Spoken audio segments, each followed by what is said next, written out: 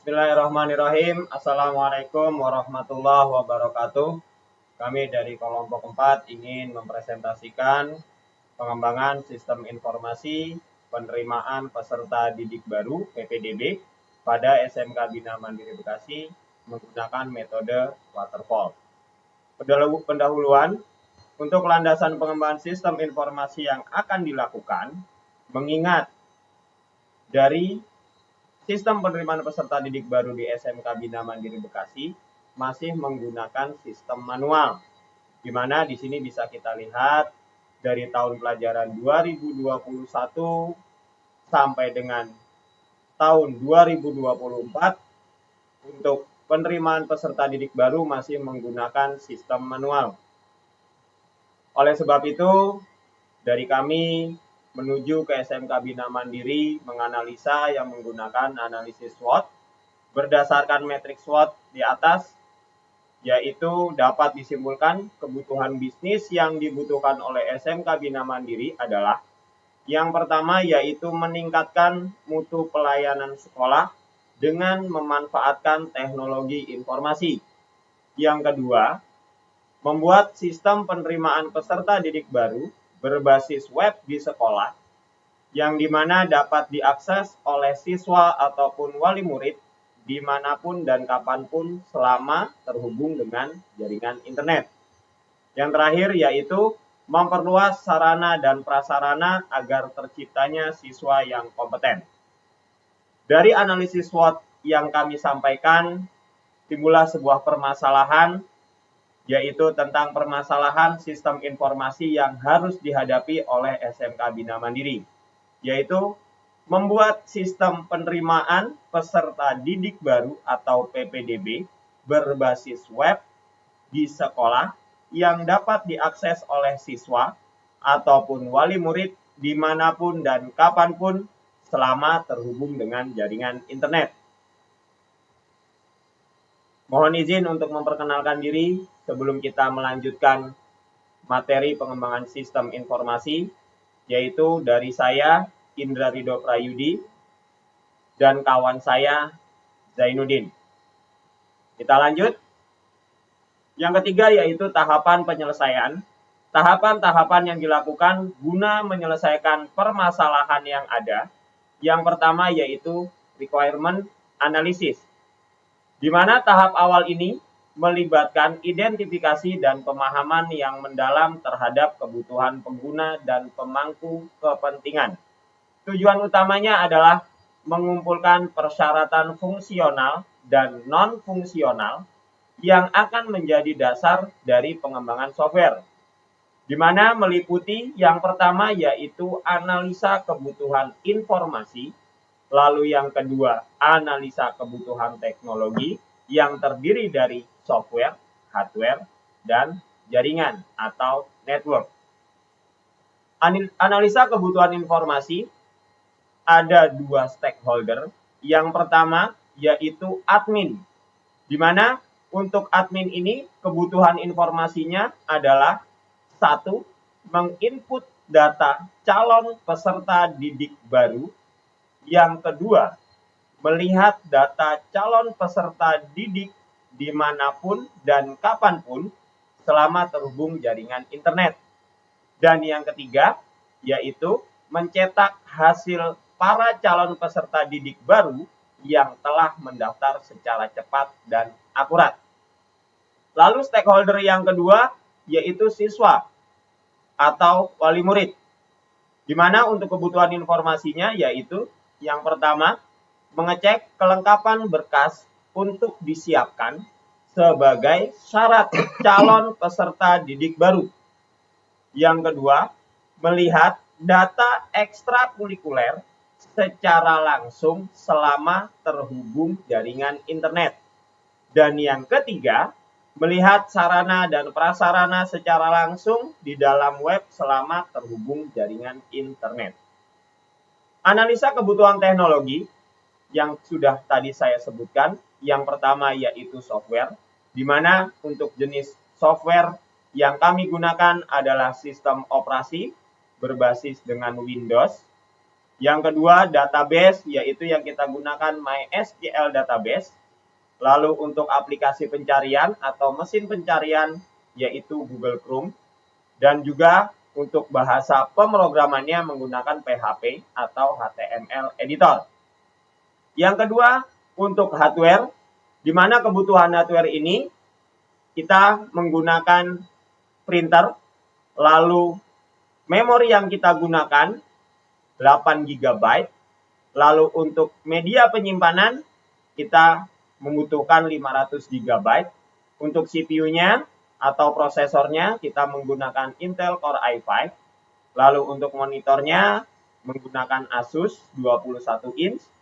Motherboardnya atau papan induk yang kita gunakan Prime H510MA. Dan juga mouse serta keyboard dan juga power supply. Untuk analisa kebutuhan teknologi yang selanjutnya yaitu network atau jaringan internet. Yang pertama untuk jenis jaringannya internet connection, yaitu spesifikasinya broadband connection 10 Mbps. Sedangkan routernya kita menggunakan 150 Mbps dan juga hubnya kita menggunakan TP-Link.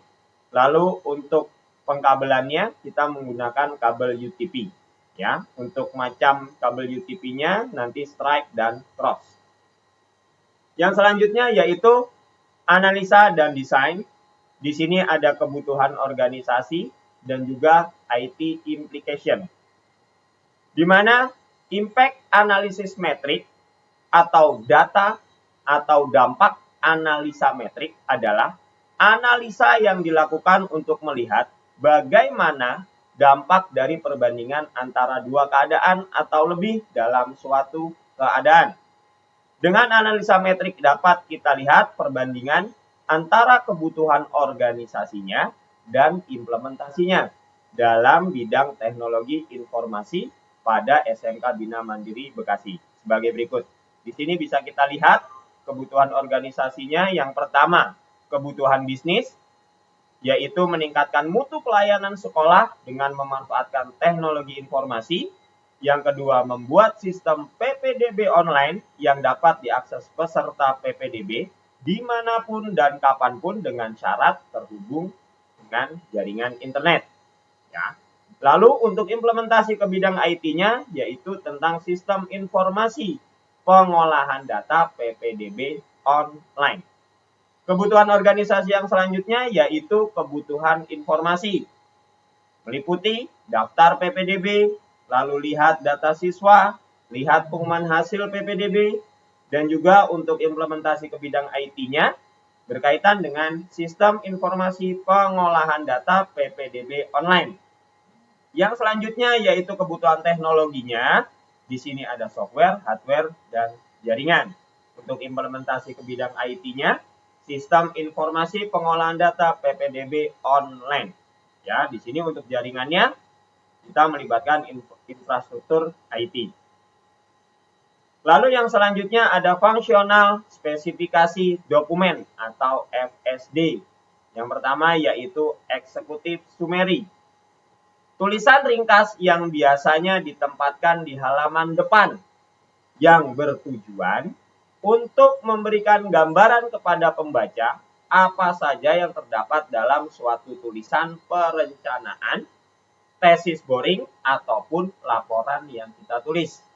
Ya. Lalu yang kedua ada SOW atau Scope of Work. Adalah dokumen formal yang menangkap dan mendefinisikan kegiatan pekerjaan dan jangka waktu penerapan yang akan dilakukan oleh developer dibandingkan dengan standar kinerja tertentu dari hasil proyek yang sudah ditentukan oleh customer. Yang ketiga ada list of function atau daftar fungsi. Ya, berikut ini adalah fungsi atau modul yang dibutuhkan untuk melakukan pengolah data peserta PPDB SMK Bina Mandiri. Yang pertama, di sini sudah ada tabel yaitu nama fungsi atau modul, yaitu pertama daftar PPDB. Keterangannya, peserta PPDB dapat mendaftar dengan menggunakan fungsi ini. Lalu yang kedua ada input data peserta PPDB, di mana untuk peserta PPDB menginput data diri dengan menggunakan fungsi ini. Lalu yang ketiga, input berkas peserta, di mana untuk admin melakukan input berkas peserta dengan menggunakan fungsi ini. Dan yang keempat, ada kelola data peserta. Admin mengelola data peserta menggunakan fungsi ini. Dan yang kelima, ada cetak data peserta menggunakan atau peserta mencetak data diri menggunakan fungsi ini. Dan yang keenam, verifikasi data peserta. Admin memverifikasikan data peserta menggunakan fungsi ini. Yang selanjutnya akan disampaikan oleh rekan saya, Zainuddin. Dipersilahkan. Baik, terima kasih. Langkah selanjutnya yaitu Basnis Flow. Yang pertama, flow map diagram. Flow map ini berfungsi untuk mengetahui hubungan antara entity melalui aliran dokumen yang ada terhadap seluruh dokumen yang berasal dari sumber sampai dokumen tersebut diterima oleh penerima dokumen. Flow map PPDB online-nya itu dimulai dari calon siswa, mulai menu, dia mengklik menu, lalu milih jurusan, dan seterusnya, sampai di formulir telah terisi. Nah, formulir telah terisi ini nanti akan disampaikan ke admin. Nah, di mana admin akan mengelola untuk membuat pengumuman sampai dia menghasilkan pengumuman hasil PPDB. Nah, selain itu di pengelolaan formulir ini data disimpan di dalam database. Nah, pengumuman hasil PPDB ini akan diakses atau dapat diakses calon siswa sehingga tahapan PPDB online itu akan selesai. Selanjutnya yaitu use case diagram. Diagram ini menggambarkan tentang tindakan yang bisa dilakukan oleh aktor-aktor, dalam hal ini stakeholder, terhadap ketergantungan antara proses yang terjadi. Nah, di samping disajikan use case diagram dari PPDB online yang direncanakan. Yang pertama ada calon siswa itu daftar PPDB, lalu dia juga input data siswa. Nah, dari proses ini dilanjutkan sama admin. Setelah admin menerima daftar PPDB dan input data, lalu admin akan menyerahkan atau mensyaratkan inputan persyaratan yang harus kembali diisi oleh calon siswa. Nah, di sini calon siswa mengisi persyaratan PPDB, lalu yang akan disampaikan ke panitia, dan siswa juga bisa memperoleh informasi sekolah. Nah, setelah data itu diterima panitia, maka data akan diverifikasi oleh admin dan hasil verifikasi dapat disampaikan atau laporan data ke calon siswa peserta didik. Selanjutnya, activity diagram. Diagram ini menggambarkan proses aktivitas bisnis dari pemangku kepentingan, yaitu sebagai berikut. Tetap ada 3 stakeholder, yaitu calon siswa, panitia, dan admin. Mulai dari masuk ke web, lalu mereka memilih menu, siswa memilih menu PPDB. Setelah memilih menu, siswa akan input data calon siswa, lalu klik daftar, lalu juga melengkapi syarat pendaftaran. Nah, syarat pendaftaran dan formulir yang diisi ini dikelola oleh panitia PPDB sebagai berkas pendaftaran. Lalu di sisi admin, input berkas pendaftaran ini bisa dicetak oleh admin yang nantinya akan menjadi dasar membuat pengumuman yang nantinya pengumuman tersebut bisa dilihat oleh calon siswa atau peserta didik. Selanjutnya, sekuen diagram. Diagram ini menggambarkan proses aktivitas bisnis dari para pemangku kepentingan, yaitu sebagai berikut. Calon siswa dia akan klik home, lalu pilih jurusan, itu ada di PPDB, lalu dia memilih jurusannya sesuai, lalu masuk proses PPDB.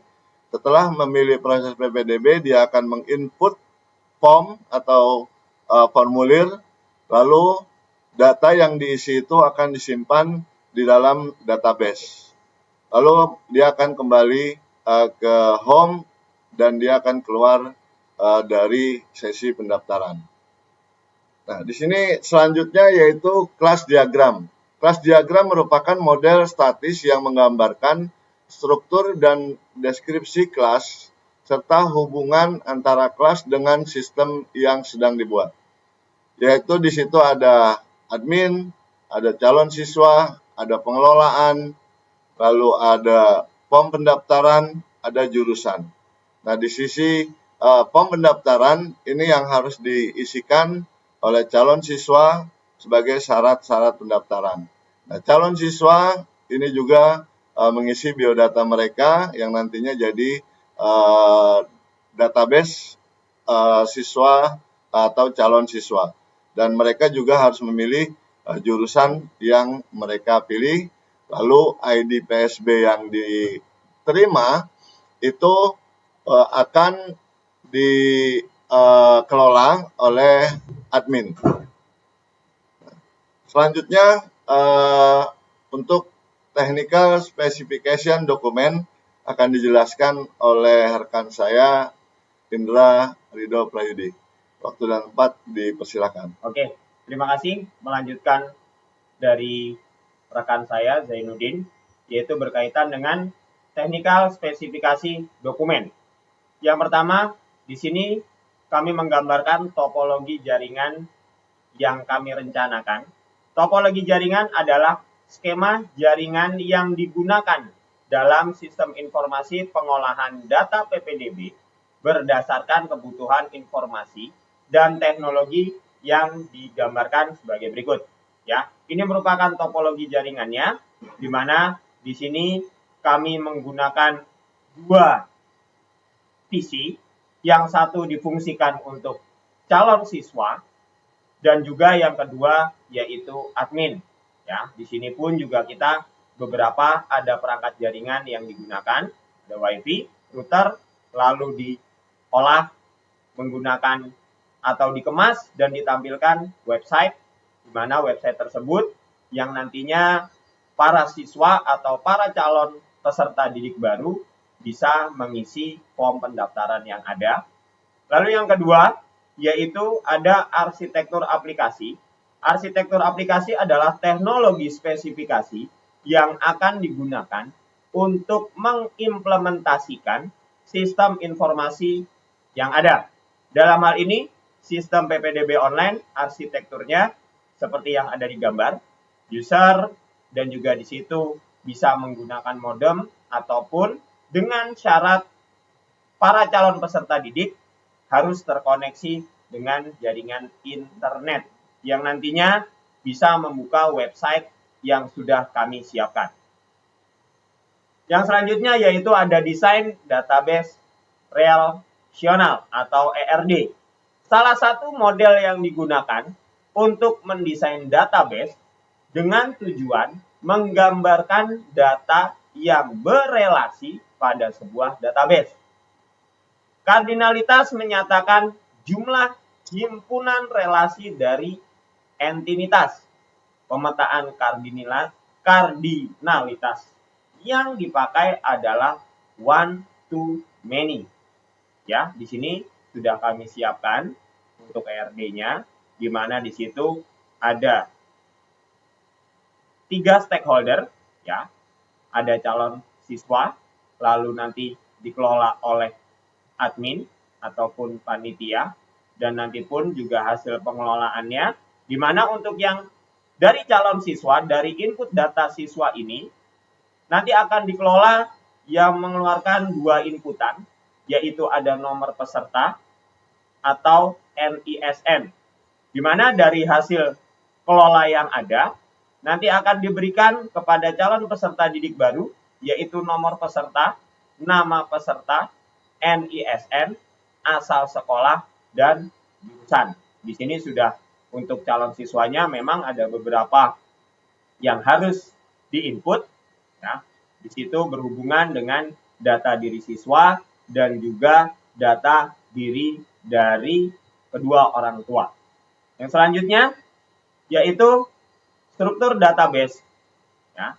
Berikut ini adalah struktur database pada program aplikasi PPDB online. Ya. Di sini atributnya sudah jelas kami tampilkan. Ya, di situ ada ID dari peserta didik baru, nama, name ini yang dimaksud adalah nilai. Yang dulu mungkin pernah kita dapati name atau rata-rata nilai kelulusan. Nah, lalu ini jenis kelamin, sekolah asal, nomor STTB atau nanti yang sekarang mungkin nomor ijazah, lalu tanggal dan seterusnya sampai dengan email. Ya, nanti di sini pun juga sudah ditampilkan yaitu struktur database selanjutnya, yaitu ada ID user, nama user, sandi, nama lengkap, lalu dan sampai dengan juga email user. Oke. Struktur program HIPO adalah suatu teknik pendokumentasian program yang dapat digunakan untuk mengkomunikasikan spesifikasi sistem kepada para programmer melalui proses perancangan. Struktur program aplikasi PPDB online di SMK Bina Mandiri ini menjelaskan apa saja struktur input, proses, output yang ada pada program aplikasi tersebut. Ya, di sini yang nantinya ini perancangan yang nantinya akan kita tampilkan di mockup website yang ada.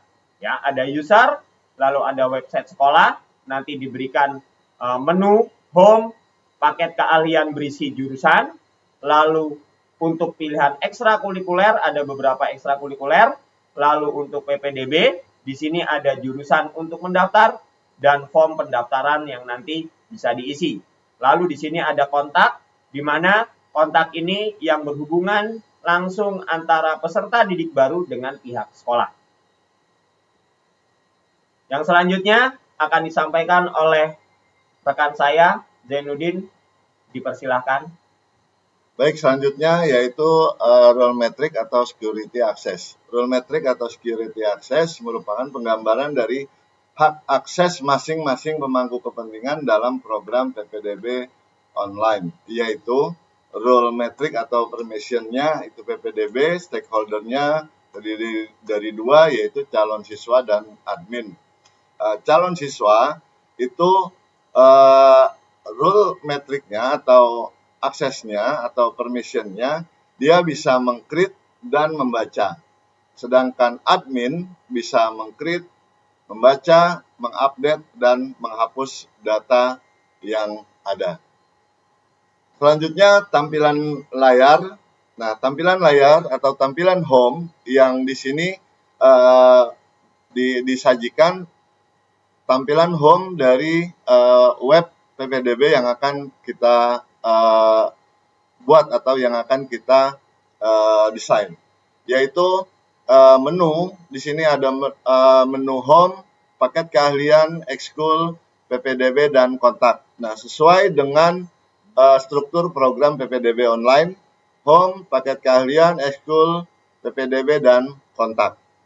Nah, di sini tampilan home pertama, ini adalah tampilan home pertama, menggambarkan kegiatan dari guru-guru di SMK Bina Mandiri yang sedang melaksanakan kegiatan. Lalu di bawahnya ada tampilan home kedua, itu menjelaskan tentang sejarah atau sambutan dari Kepala Sekolah SMK Bina Mandiri Bekasi.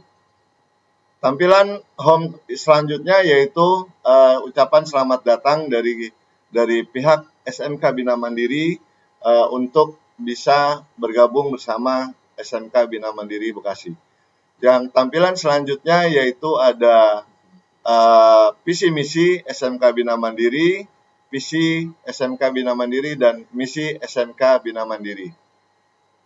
Nah, selanjutnya kita langsung ke tampilan atau menu di PPDB.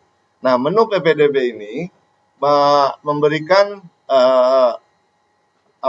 pilihan terhadap jurusan yang akan dipilih, dan juga mencantumkan beberapa persyaratan yang harus disiapkan untuk pendaftaran selanjutnya. Contohnya nanti dia bisa memilih ke TKR, TSM, dan TKJ.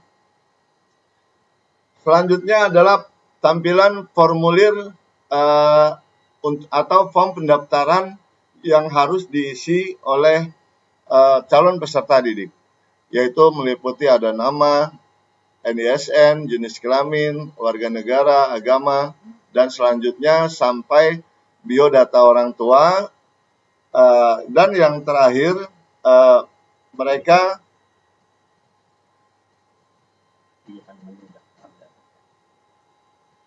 bisa memilih pilihan menu daftar sehingga bisa menyelesaikan formulir PPDB yang disediakan. Nah, selanjutnya yaitu pengujian. Nah, tahapan pengujian yang dilakukan untuk memastikan bahwa sistem atau aplikasi memenuhi kebutuhan pengguna akhir atau user. Pengujian pertama yaitu pengujian black box. Pengujian black box atau black box testing adalah metode pengujian sistem yang dapat dilakukan tanpa harus mengetahui struktur internal kode dari sistem tersebut. Pengujian black box dilakukan untuk kebutuhan fungsional sistem dengan pengujian validasi. Contohnya di sini disajikan ada alur, yaitu pengujian verifikasi data pendaftaran dengan data dan dokumen yang sudah ada. Hasil yang diharapkan, siswa dapat memverifikasi data pendaftaran dan memberikan pesan berhasil.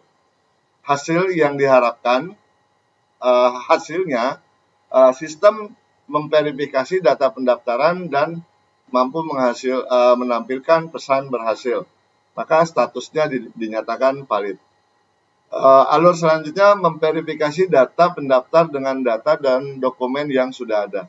Hasil yang diharapkan, sistem dapat menampilkan pesan gagal apabila dokumen belum lengkap. Hasil sistem menampilkan pesan gagal ketika dokumen belum lengkap. Maka statusnya bisa dinyatakan valid. Yang selanjutnya pengujian User Acceptance Testing atau UAT. Pengujian UAT dapat diartikan berupa pengujian setiap fungsi yang ada dalam aplikasi. Apakah sudah sesuai dengan permintaan user dan sesuai dengan dokumen bisnis yang ada. Yang pertama fungsional correctness dan completeness. Memastikan bahwa semua fungsi disajikan bekerja dengan benar dan lengkap sesuai dengan spesifikasi. Yang kedua, usability. Menilai seberapa mudah dan intuitif sistem yang digunakan oleh pengguna akhir. Ini termasuk antarmuka pengguna, navigasi, dan pengalaman pengguna secara keseluruhan. Yang ketiga, data conversion. Memastikan bahwa data dari sistem lama dapat dikonversi dan diintegrasikan dengan benar ke dalam sistem baru tanpa kehilangan atau merusak data. Yang terakhir yaitu pengujian User Acceptance Testing UAT, yaitu kriteria. Ada beberapa kriteria. Nah, ini diharapkan presentasinya 100% seluruhnya. Nah, dan yang terakhir, pengujian compatibility atau kompabilitas. Pengujian kompabilitas dilakukan menggunakan aplikasi Site 6, yaitu atau peramban peramban internet atau browser, yaitu bagaimana peramban atau browser yang digunakan itu bisa bekerja, apakah dia ada missing terhadap layar atau tampilan. Nah, berikut tabel dari pengujian kompatibilitas. Demikian presentasi yang kami sampaikan. Sekian dari kami, presentasi dari kami. Kurang lebihnya mohon maaf, karena lebihnya dari saya dan rekan saya, kurangnya pasti dari teman-teman saya. Terima kasih. Wassalamualaikum warahmatullahi wabarakatuh.